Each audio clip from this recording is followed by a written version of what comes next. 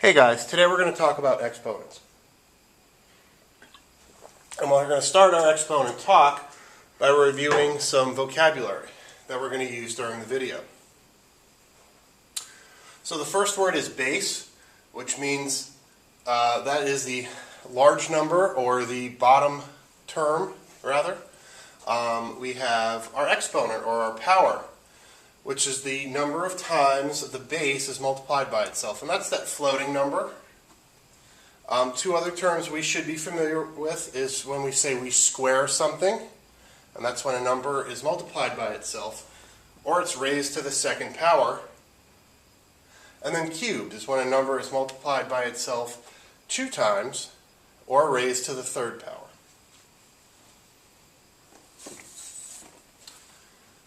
Okay. Let's look at example number 1.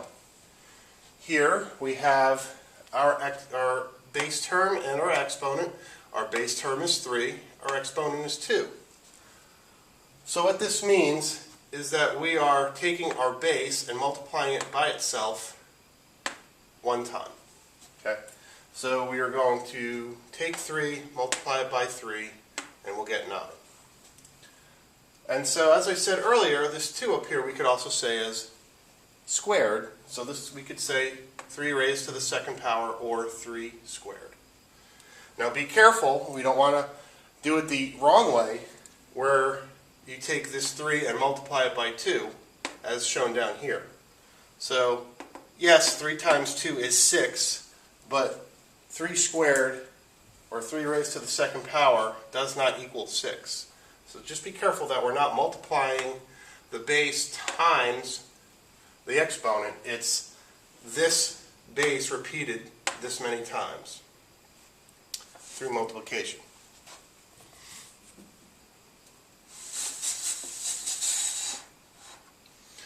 Here's another example.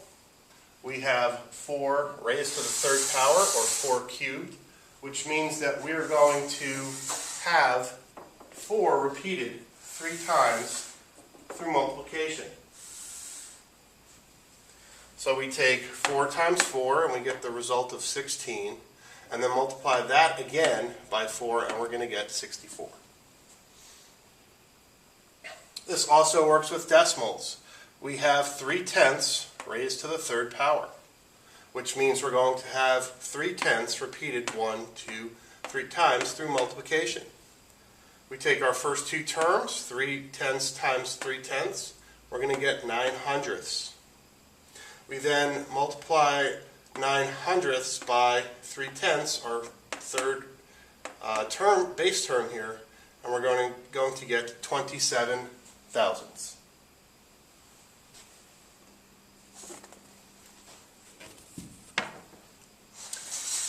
And working with exponents also works with fractions. In this case, I have 2/3 raised to the second power, or 2/3 squared. And sometimes you'll see it with parentheses, and sometimes you won't, but they both mean the same thing. And what's happening with this fraction when it's raised to a power is that both the numerator and the denominator are being affected by that power.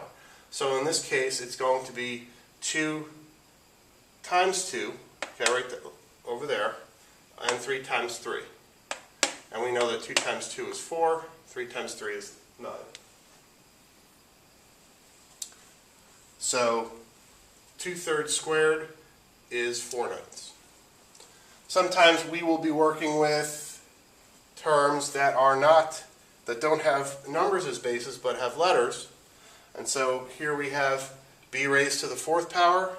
And to expand that out, that would just look like b times b times b times b.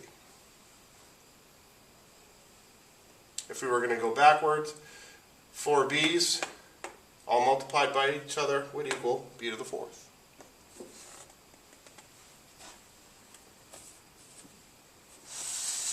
All right, we have a few special rules. And you guys will explore exponents a little bit more come 7th and 8th grade. But 2 of the special rules you will encounter now are when a base term is raised to the 0 power and when a base term is raised to the first power. So when a base term is raised to the 0 power, the answer is 1. The simplified form of that is 1. So basically, we are taking this base and doing 0 things with it. And it ends up being 1. So just remember, anything raised to the 0 power is 1. When you have a base raised to the first power, that's just because the result is just the base term. Okay, so 12 raised to the first power is 12. So anything raised to the first power is that base term. And we can also work backwards a little bit. So if we have 5 raised to some unknown power, and we're going to start using letters in our math a little bit more, especially as you go on through your mathematical career. Letters are going to be part of your mathematical sentences more and more. So we have 5 raised to some unknown power, and that equals 25. Well, we know that we have to have 5 as a base, so we can just repeatedly multiply by 5 until we get the 125. So in this case, if we take 5 times 5, we know that's 25. But that's not where we need to get to. So if we take 25 times 5, or 5 times 5 times 5, that does get us 125. So in this case, x is going to be 3. So 3x's, or excuse me, 5 raised to the third power is 125. And when we have something raised to the third power, don't forget we also call that cubed. So 5 cubed is 125. I also decided to show you dividing, and that's just simply working backwards with these two terms here. So if we take 125 and divide it by 5, we get 25. Again, we're not done. We're not down to our base term, and we're not down to a prime term.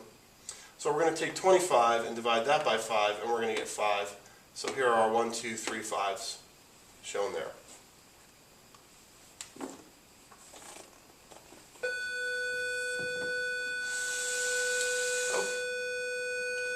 Okay, here are your practice problems I'd like you to do. Copy these down, take a minute, and work these out. Pause the video, and when we come back in just a minute, we will go over them.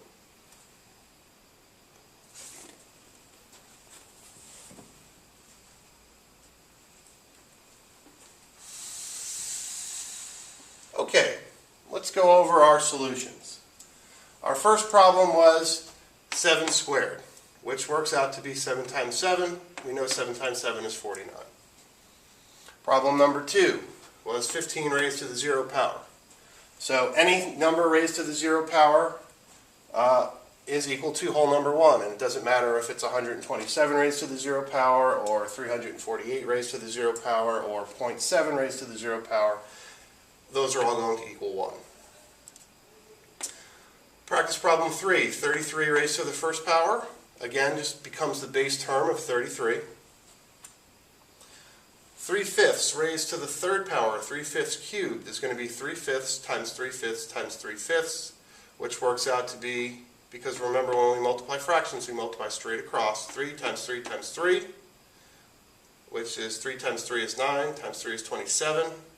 And then in the denominator we have 5 times 5, which is 25, times 5, which is 125, for a result of 27 over 125. Our fifth practice problem, we have 5/10 squared, which is going to work out to be 5/10 times 5/10, leaving us with a result of 25 hundredths. Practice problem 6 has a lot of things going on here, so let's just take it as it comes. We have 3 squared, which works out to be 3 times 3, which is 9. We have 2 squared, which is 2 times 2, which works out to be 4. And then we have 6 raised to the 0 power. Don't forget, anything raised to the 0 power is 1. That's right. So we have 9 minus 4, which is 5, and then 5 plus 1, which leaves us with a result of 6. And then finally we have 2 to the x power is equal to 32. So 2 raised to some power, it gives us 32. So if we start multiplying 2 by itself, we will get to where we're going. Let's see. So if we take 2 times 2, that's 4. And then 2 times 2 times 2 is 8. 2 times 2 times 2 times 2 is 16. And then 2 times 2 times 2 times 2 times 2 is 32. So that's 1, 2, 3, 4, 5. 5 times that we have to multiply 2 by itself. Okay folks, that will do it for this video. Remember, if you need to rewatch the video because you forgot how to do something or you weren't sure on a concept, please feel free to do so.